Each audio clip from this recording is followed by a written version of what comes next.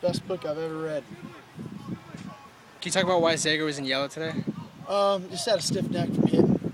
So. Was that from this morning's practice? No, it was actually from yesterday's. He wasn't in yellow this morning. It was non-contact. So.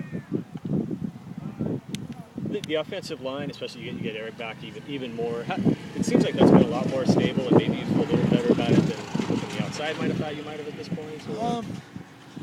I don't know if I ever felt that bad. I think the perception was I was supposed to. You know, I mean, spring ball. Your numbers are always going to be lower, and then especially when you have some guys with some off-season surgeries, and then you have a guy get medically DQ'd, and then Schaefer tweaks his knee there in the middle of spring ball. Our numbers were low in spring, but as you look at us now up front, we have a lot of guys and good players, you know, and we're having the opportunity to redshirt our true freshmen this year for the most part. So, you know, I like where we're at now, and I like what our future looks like. I like at that position as well. How has Ben Revo been filling that right tackle spot? Look, Ben looks good. You know, he's improved. You know, when it's time to play and you get into spring ball and you're taking a lot of reps, you know, it takes a little time. But I thought he really dedicated himself in the off season and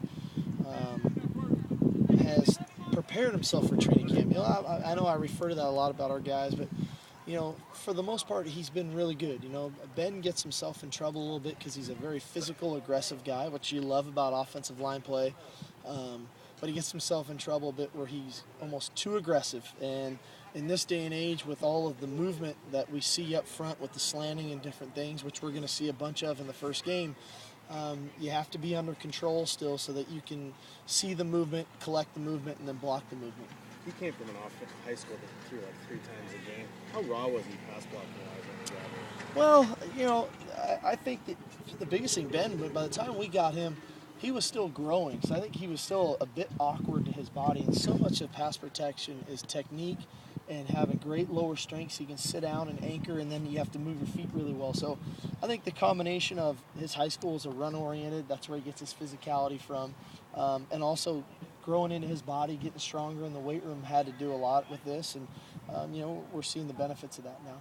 He looks like a different kid from his senior year in high school. How much has he matured physically? He looks like a Pac-12 offensive lineman. You know, when you look at Ben Riva walk around the field, you go, that's what they're supposed to look like. And I think that maturity level, not only physically, but mentally and emotionally, I think he's grown up a bunch. He's got a real, you know, calm head on his shoulders, a very bright kid, but yet has that nasty streak in him that you love to see in an O-lineman. So it looks like that battle's been joined with Kohler and Toy at that right guard spot. Yeah, you saw Kohler today at right guard. You saw him at center, and you're going to still see him some at tackle. So he's going to move around a little bit, and again, we're going to need all those guys, and so you're going to see Eric move around quite a bit. Trufant got a kind of a rest day today. Mm-hmm. Saw Beaver out there with the number ones. Is his size something different than you've had at that corner position? Yeah, a little longer.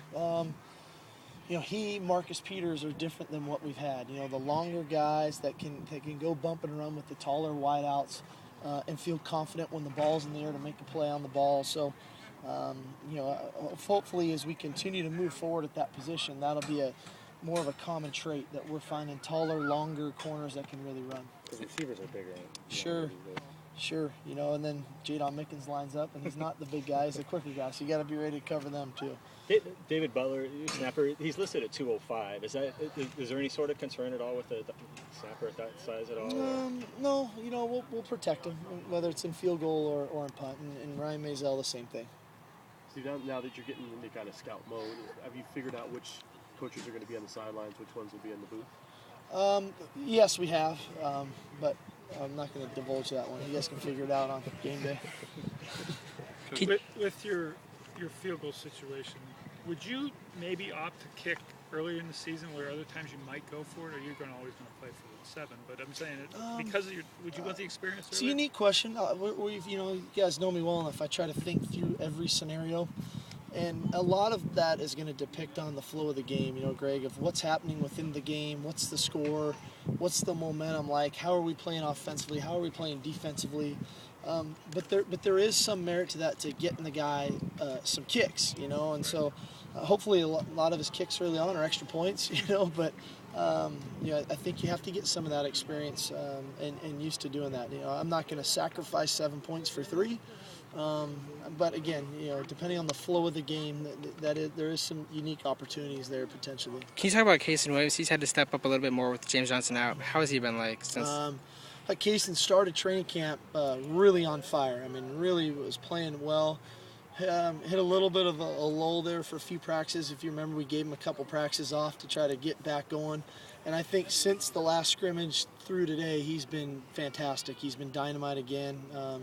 His seriousness, his focus, his attention to detail, and his willingness to relax and have fun playing, I think, is what is showing up the most. So when you went from having Eric Folk to now having Travis Kearns, is it comfortable to not have to worry about kicking? In that department? I worry about every kick. I've been worrying about kicks for the last 14 years. Those things, there's no gimmies. And, that's why we practice it so much. So much as, everyone wants to talk about the kicker, but it's the holder, it's the snap, it's the protection. It's the belief from the kicker in the hold, the snap, and the protection. And then instilling the confidence in those guys. So what I've seen out of training camp so far, if I wasn't the head coach, I would feel pretty good about our kicking game. But since I'm the head coach, I worry about it, just like I have for the last 4 years. Does Coons have a range of 55 plus for a Easy. game? You wouldn't mind doing that? Yeah, I wouldn't mind doing it. Yeah, again, depending on the game, flow of the game, the way we're playing, all of that. 10 days away from San Diego State, how much of game planning is starting to creep in? Oh, it's going. I would say offensively, the base game plan is probably about 80% done. 1st and 10. There's some things we're still gonna look at. Defensively, I know we're close to that percentage probably as well. And then we get into the special situations of that game as far as 3rd down, red zone, the 4-down territory stuff, the 2-point plays, all that kind of stuff will come. But from a base game plan standpoint, we're pretty close. You starting to see a little more game face on guys out there? Yeah, they're chomping at the bit. They probably wish we were playing Saturday, but we got another week and we need it. There's little things that need to continually get cleaned up, and when you're playing some young guys, that's part of it for the young guys, and it's also part of it for the veteran players that they don't have to worry about the young guys, that they can worry about their job and do their job. And so, there's little things we need to clean up, and we'll continue to clean up, but for us, as you go into the first game of the season, just as we would for a bowl game or coming off of a bye, we really try to get the game plan implemented by the end of this week, and then we go back and do it all over again next week. And so, as we finish up Saturday out here, we'll have our game plan locked and loaded, ready to go, and then we'll come back Monday and do it all over again. So that our kids feel really good about the plays we're running or what we're doing and why we're doing it, and feel confident about it.